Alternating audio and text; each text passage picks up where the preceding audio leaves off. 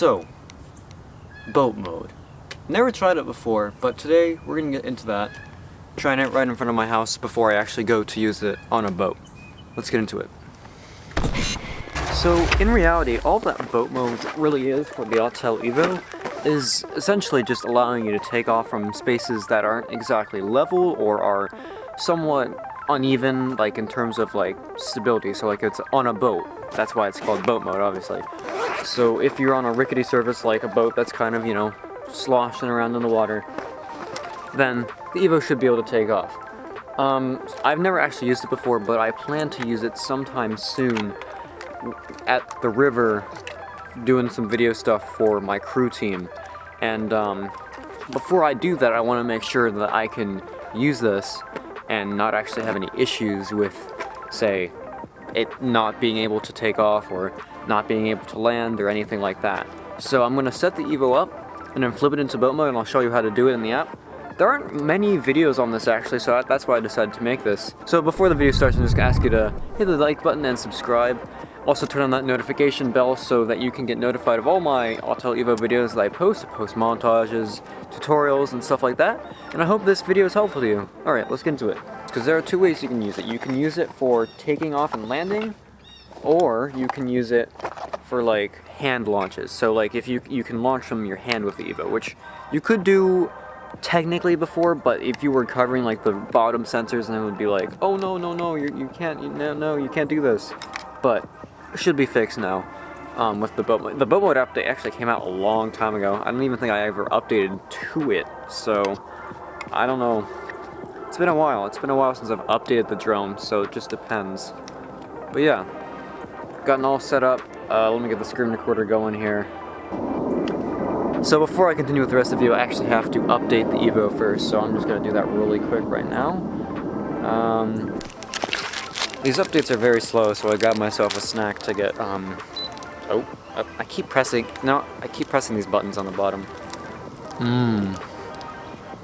Do you ever just eat a granola bar, like, it tastes so good that you get aggressive?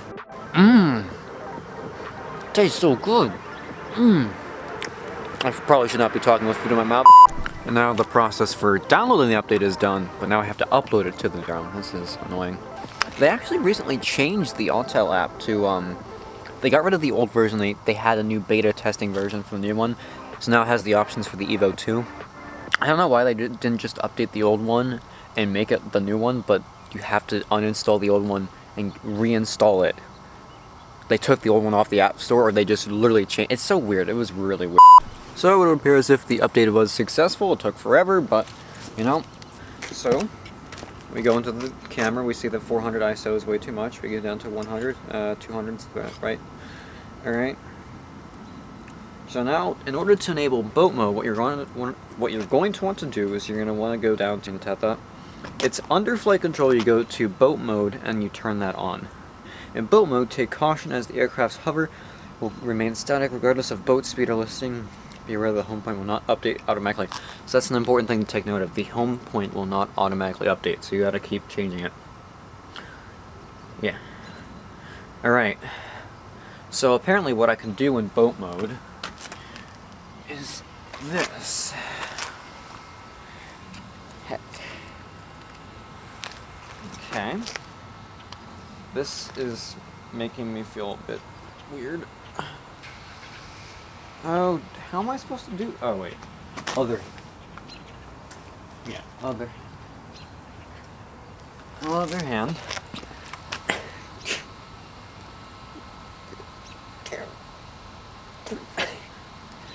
Yeah, I'm probably not going to do this on a boat.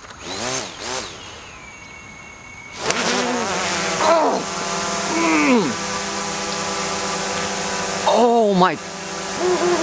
Okay, so don't do that. Don't do that. Don't freaking do that. Ow. Ow. Ow. Ow. Ow. Ow. Land. Land. Land. Land. Land. Land. Land. Land. Ow. Oh. Yeah. I saw a video where you were supposed to kind of like toss it into the air.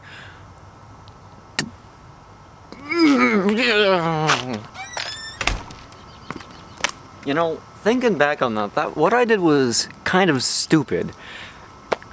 I wouldn't recommend you do that. I saw Original Dobo do that in his video, but he clearly either did it differently or he was lucky. Or maybe he had the camera facing him. That must have been what it was. He had the camera facing him. Bro. Oh, I left my controller inside.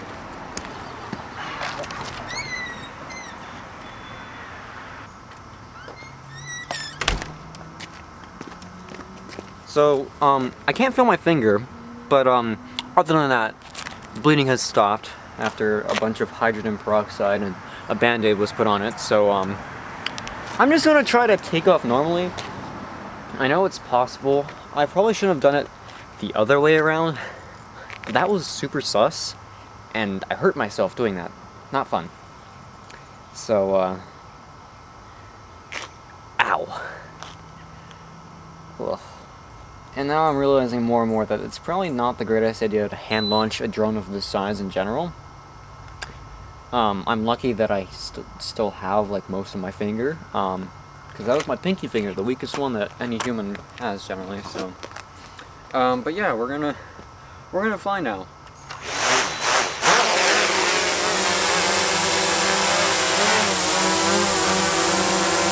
And we're not gonna touch any more Google panels.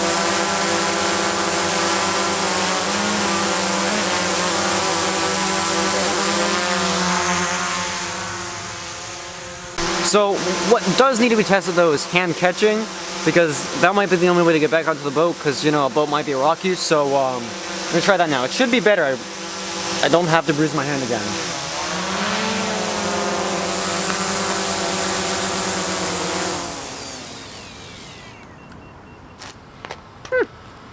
I'd say that was relatively simple.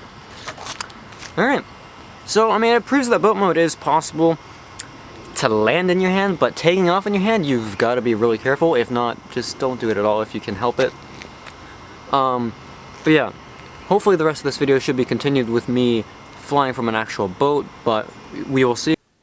Alright, so this is almost 3, maybe 4 weeks, I don't even know how much time has passed since I've filmed the intro to this video, but as many of you know, there is a international pandemic going around. So I obviously have not been able to put this feature to the test on an actual boat, nor do I want to, because obviously the situation at hand and the fact that launching a $1,000 drone from a boat, which seeming that I had a problem where I sliced my finger, I don't know if I want that same issue to happen on a boat, you know? So it is possible. Would I recommend it? Not really. If you absolutely need to, you could. Now, if I am in the situation where I have to launch from a boat, I would probably use a different drone. Maybe I would just rent a drone for that day if it were like a paid shoot or something. But if I really needed to, I would still try to launch physically from the boat instead of launching from my hand. I can land the drone in my hand fine, but launching it is a bit more interesting because all the videos I've seen of hand launching the Evo, they kind of toss it into the air.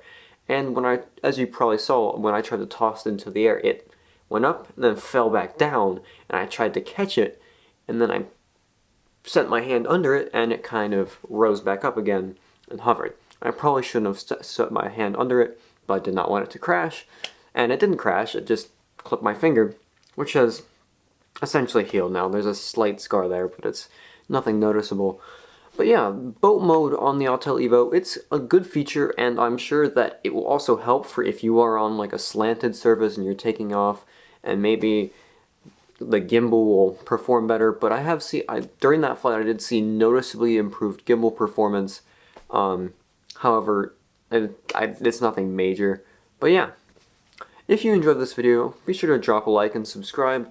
Everything's down below, including if you click on my channel icon, you can go and see my other Evo tutorials. I hope you enjoy those and find those helpful as well. And you can stay tuned for some more Evo footage coming this month. Despite all that's going on, I still plan to fly. Whether it's from my front yard, I plan to make it as interesting as possible for the April 2020 montage, so I hope you all enjoy that. Stay tuned, and I'll see you all in the next video. Peace.